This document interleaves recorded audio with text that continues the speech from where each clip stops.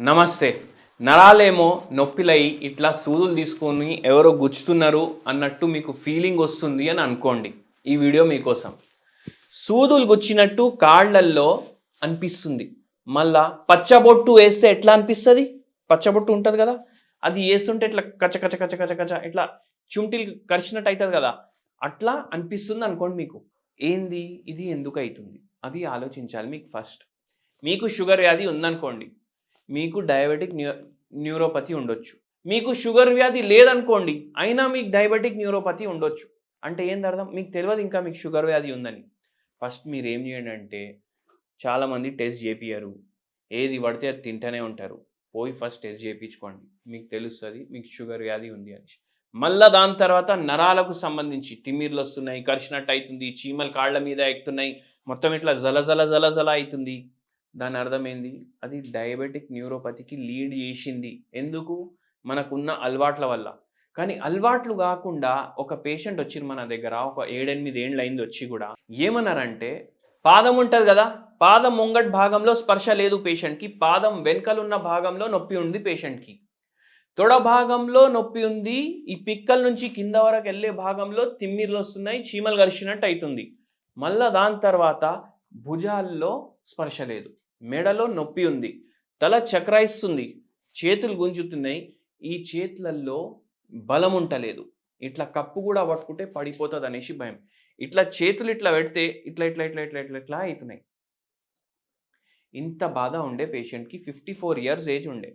ఇప్పుడైతే బెట్టింగ్ యాపులు, గిప్పింగ్ యాపులు వచ్చినాయి. ఆ టైంలో అయితే ఏం లేకుండే అనేసి మీరనుకోండి. ఎందుకంటే పేషెంట్‌కి స్ట్రెస్ ఉండే. ఏం స్ట్రెస్ ఉండే? ఈ బెట్టింగ్ యాప్‌లు ఇప్పుడొచ్చినాయి గదా! ఆ పేషెంట్‌కి బెట్టింగ్ అంటే పిచ్చి. గుర్రాలుంటాయి గదా!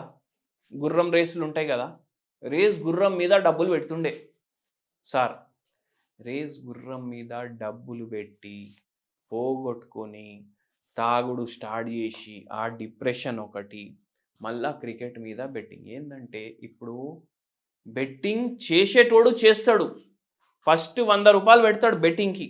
ఫస్ట్ రూ. 100 పెట్టి దాని మీద 200 సంపాదిస్తాడు గదా! మళ్ళా ఒక 5,000 పెడతాడు.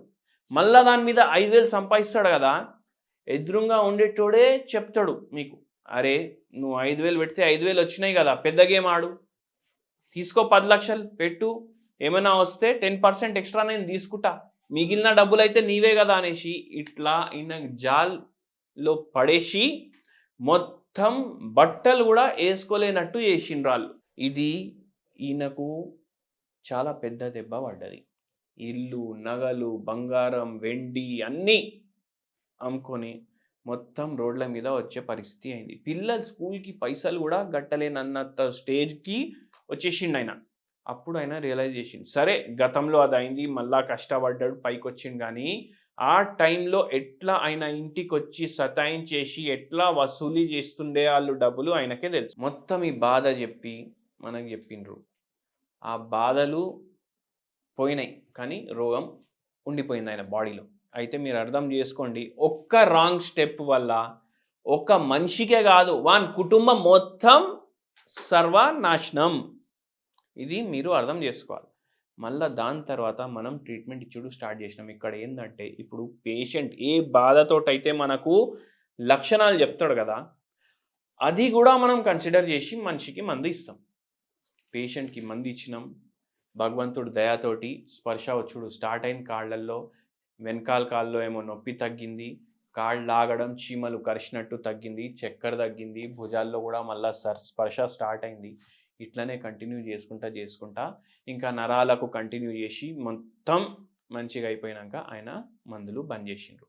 అయితే మీకు ఇక్కడ ఏం అర్థం చేసుకోవాలంటే మీరు గూడా ఎక్కువ టెన్షన్ పడొద్దు. ఎక్కువ రిస్క్ చేయొద్దు లైఫ్‌ల. ఏదైతే మీకు ఈజీగా ఇట్లా చిటికేస్తే డబ్బు వస్తుంది అనేసి ఉంటది గదా! అది ఏదో చిటికేస్తే మీ ప్రాణం గూడా అట్లనే తీసుకొని పోతది. పెండ్లాం, పిల్లల ఇజ్జత్ మొత్తం పోతది. మీ ఇజ్జత్ పోతది. మీరు ఊరేసుకొని సచ్చిపోయే స్టేజ్‌కి తీసుకొస్తది. అందుకే గటువంటి దాంట్లల్లా చేతులు ఎయకండి మీరు. మళ్ళా ఇప్పుడు మంచి రెమెడీ చెప్తాను హోమ్ రెమెడీ. ఎట్లాంటి రెమెడీ అంటే ఇది వాడితే మీకు ఉన్న నరాలకు శక్తి ఇస్తదిది. మళ్ళా దాంతో పాటు మీకు జర యాక్టివ్ చేస్తది. నీరసంగా ఉంటుంది ఫుల్ డే అని చెప్తే ఇది తాగండి. ఏందంటే అది మందు సారా కాదు. నిజమైన మనకు ఒక అమృతం లాంటిది అనుకోండి. అది ఏందంటే వైట్ టీ. ఏంది? White tea. ఏంది వైట్ టీ అంటుండు? ఏమైనా కలర్ ఏస్తాడా? పౌడర్ ఏస్తాడా పైకెళ్ళి? కాదు. పౌడర్ గీడ కాదు. ఆ టీ పేరే వైట్ టీ. అంటే గ్రీన్ టీ పేరు గ్రీన్ టీ ఎట్లా? బ్లాక్ టీ పేరు బ్లాక్ టీ ఎట్లా? అట్లా. Taj Mahal tea, red label tea లాంటిది కాదు. బ్లాక్ టీ ఎట్లా? అట్లా వైట్ టీ ఉంటది. ఇది మీకు తెప్పించుకోండి. తెప్పించుకొని రోజుకి ఒక పూట మినిమమ్ తాగండి. రోజుకి 2 పూటలు మంచిది. మొత్తం చాయ్ పక్కకు పెట్టేసి ఇదే తాగుతారంటే గిదే తాగండి. మీకు మంచిగా అనిపిస్తది. ఎందుకంటే antioxidant rich. Moreover oxidative stress తగ్గిస్తది బాడీలో. తాగి వచ్చి కమెంట్ చేయండి 15 రోజులకి. ధన్యవాదం.